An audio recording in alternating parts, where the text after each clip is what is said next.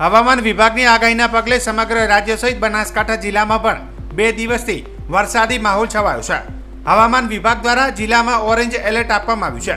છેલ્લા 24 કલાક દરમિયાન જિલ્લામાં સતત વરસાદના ઝાપટા પડી રહ્યા છે, તેમજ આગામી સમયમાં વરસાદનું જોર વધે તેવી સંભાવના છે।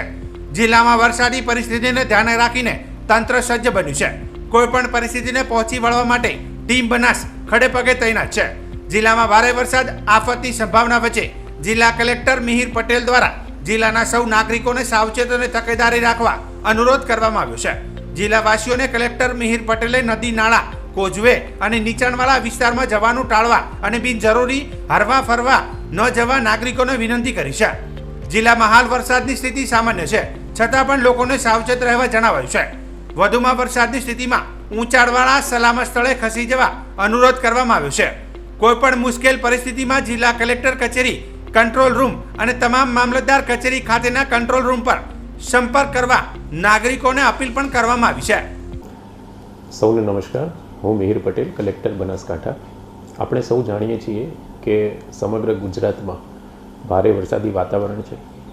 બનાસકાંઠા જિલ્લાની વાત કરીએ તો પાછલા 24 કલાકમાં એવરેજ 17 mm જેટલો વરસાદ પડ્યો છે। આમ વરસાદના સંદર્ભમાં હાલમાં પરિસ્થિતિ સામાન્ય છે। આમ છતાં હવામાન વિભાગ દ્વારા બનાસકાંઠા જિલ્લામાં આજરોજ ઓરેન્જ એલર્ટ આપવામાં આવેલું છે।